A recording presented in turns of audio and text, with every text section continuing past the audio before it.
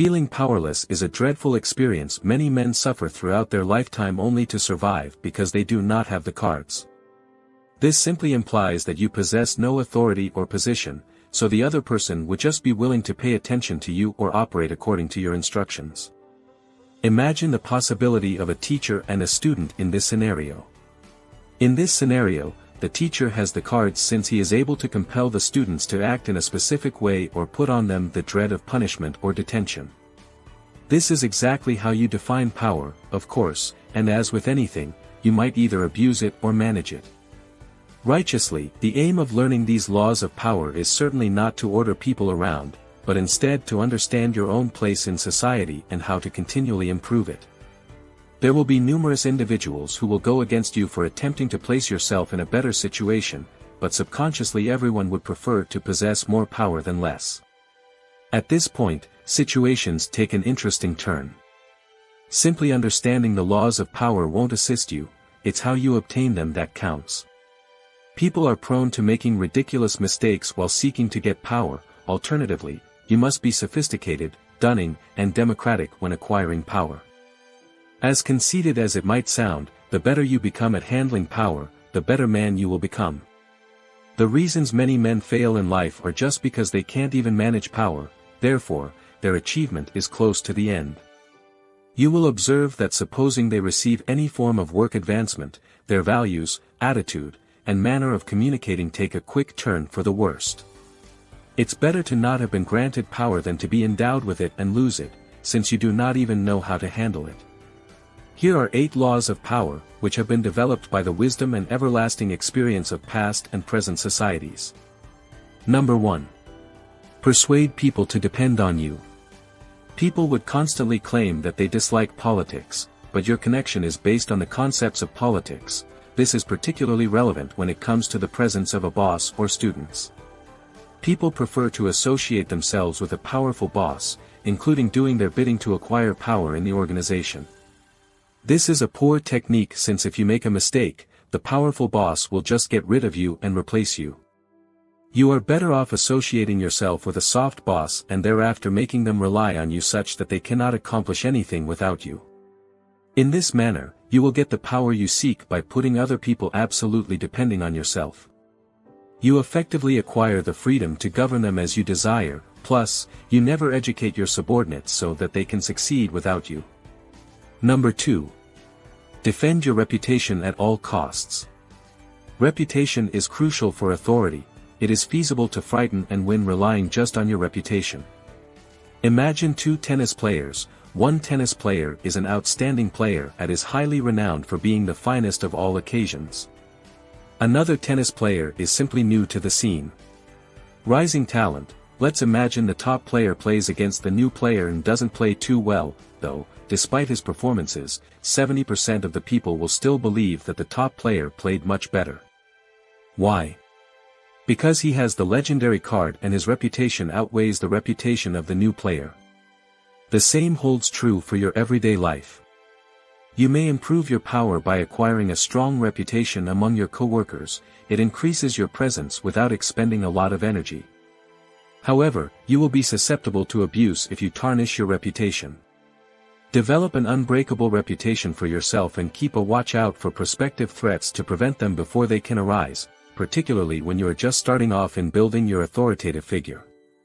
So, it's extremely crucial that you position yourself as a hardworking, disciplined, and trustworthy expert all at once, because a single misstep may destroy your good reputation.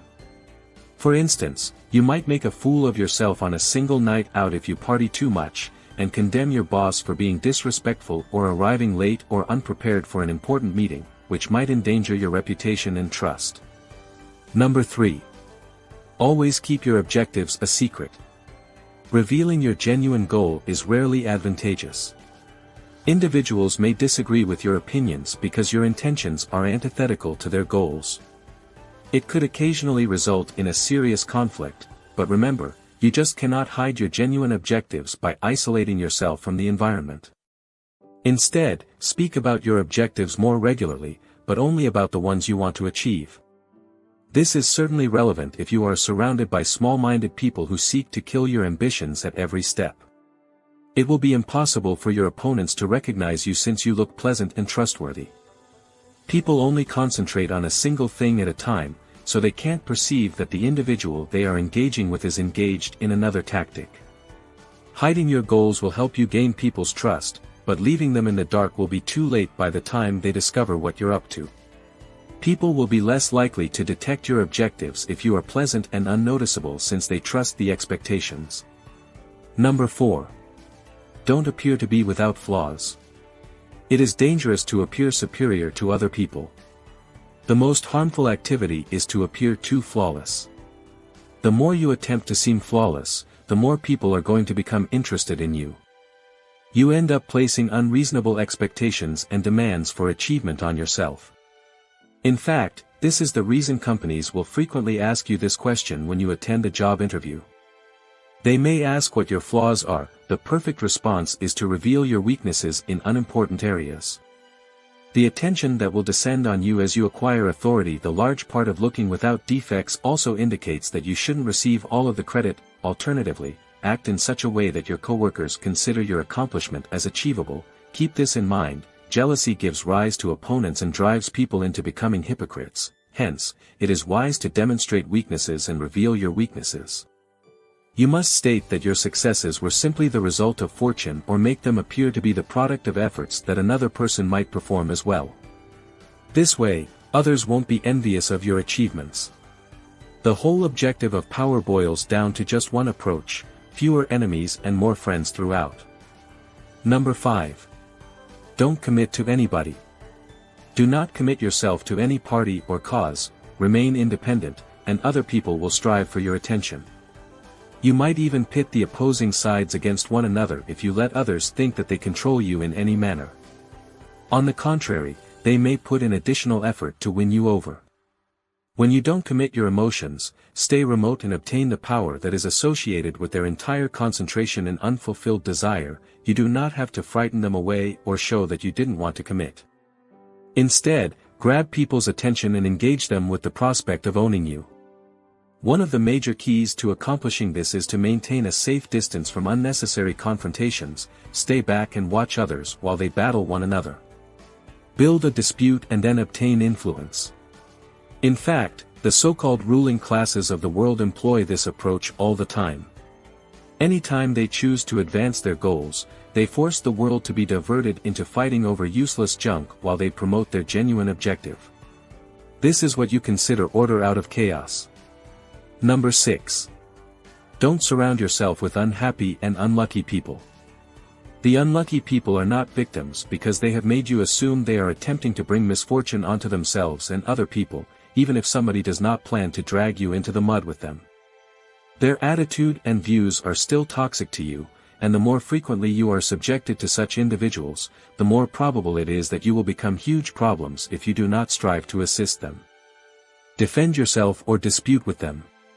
Break all relations with them and depart while you can.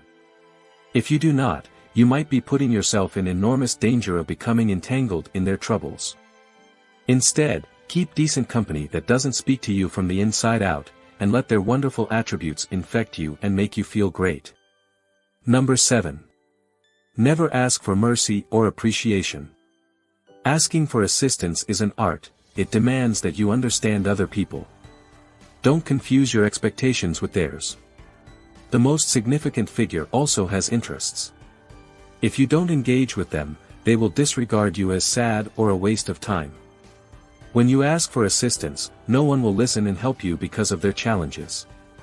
If you desire something from someone, appealing to their personality, examine the things that they would like and satisfy their objectives. If you can supply it to them, they will just do what you ask. Trying to provoke feelings of guilt in people by making it an issue is a method that will always backfire. Sometimes appealing to someone's emotion of kindness instead of greed is preferred to identify the person you are engaging with.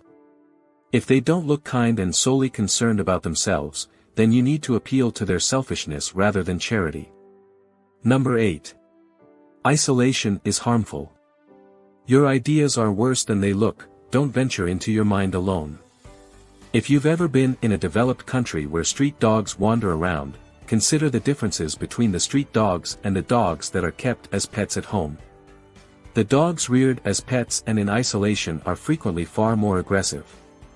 Be true to your views and deeds, become used to looking at the situation from other people's perspectives, and don't isolate oneself so much to the extent that you can't take the opinions of others. Well, that is all for the video. If you find it helpful, consider subscribing and sharing it with your friends.